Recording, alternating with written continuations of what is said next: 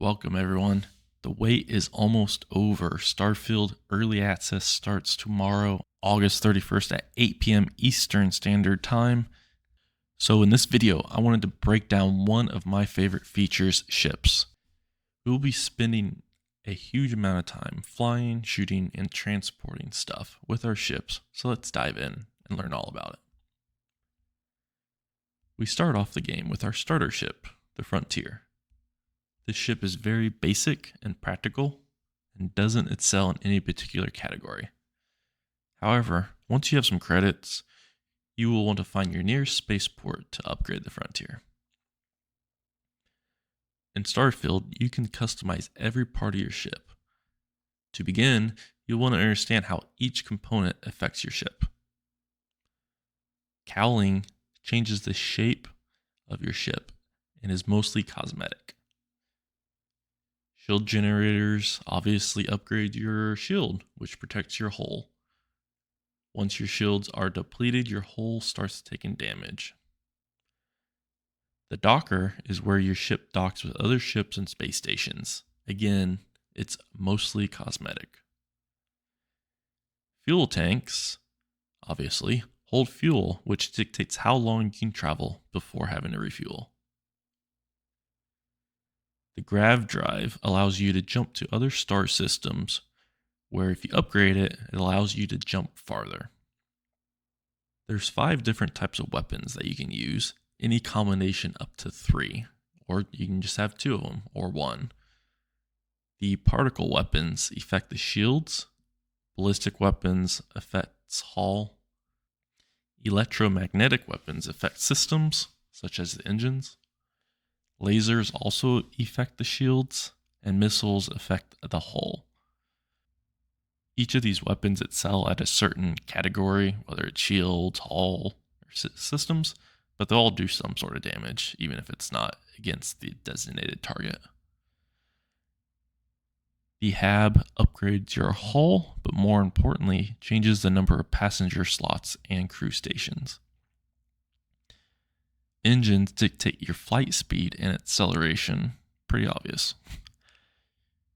The cockpit upgrades the hull, crew stations, and cargo space, so there's a little bit of everything. The cargo hold, again, pretty obvious. It upgrades your the amount of cargo space you can haul around.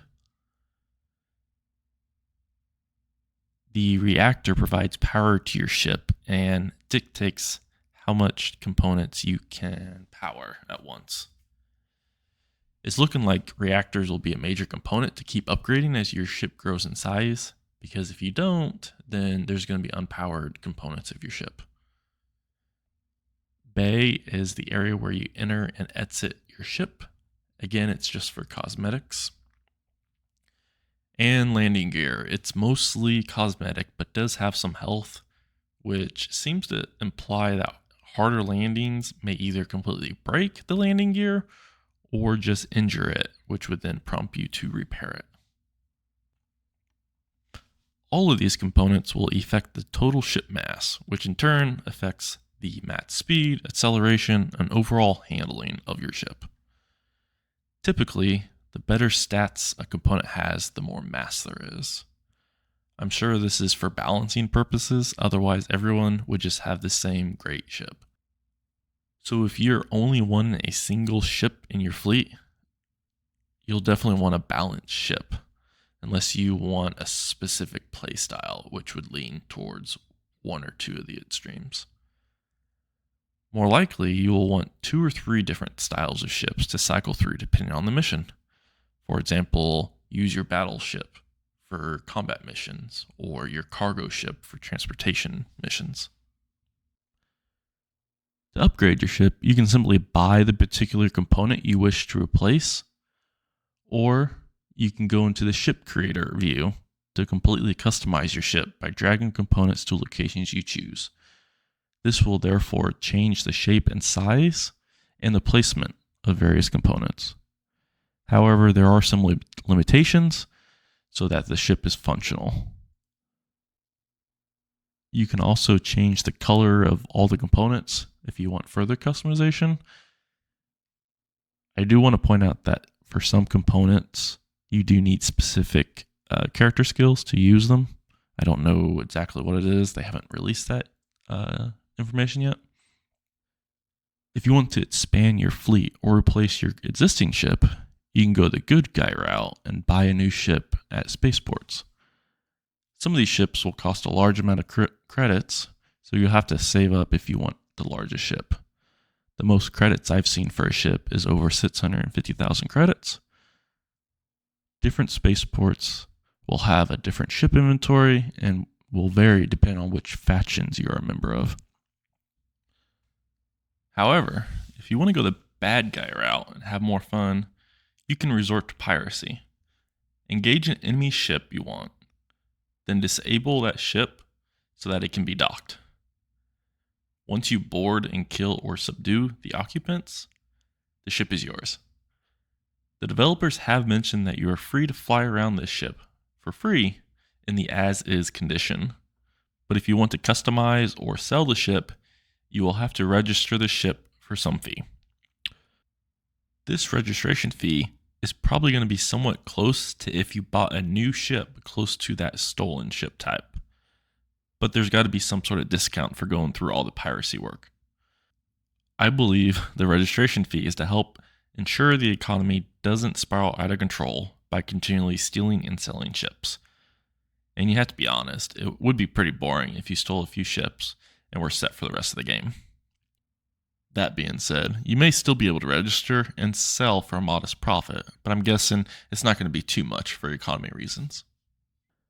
But by now you have your customized masterpiece of a ship, so now what do? You head to space to shoot some space pirates, loot their ships, and of course explore the universe. Space can be a lonely place, so to aid you in your adventure, you can recruit companions as crew members. The maximum number of crew members depends on your ship's hab. You can recruit companions from factions you're a part of, or just hire companions from spaceports. Each companion has different skills that increase certain aspects of your ship. Therefore, care and strategy must be used to choose the right companion for your playstyle. Also, your ship has many internal areas depending on what components you buy. You can have crafting modules for all your crafting needs. You can also install an armory for storing your weapons or even displaying them. There's living quarters, cargo holds, and a mess hall. Your ship truly is your home in this game. One Starfield feature I find very fun and interesting is the idea of smuggling. Everybody wants to be like Han Solo or Chewie, right? There's going to be quests and rewards for smuggling black market goods to a variety of locations. So when you're entering inhabited planets, security scans for contraband. So if you actually want to succeed as a smuggler, you better invest in some special ship modules to hide your illicit goods. If you're caught, you'll be jailed and your goods will be seized by the authorities. If you do get past security, you can land on that planet and sell your black market goods to vendors for some cold hard credits. Besides battling ships, there's plenty to do in space. There's a variety of space stations and shipyards to visit. Developers have even said that there's some large ships to visit, such as the massive battleship called the UC Vigilance, and even a cruise ship for wealthy elites, they called it. There's also random encounters with NPCs, where there's dialogue and choices to either dock and visit, trade goods, or you can even target them for piracy.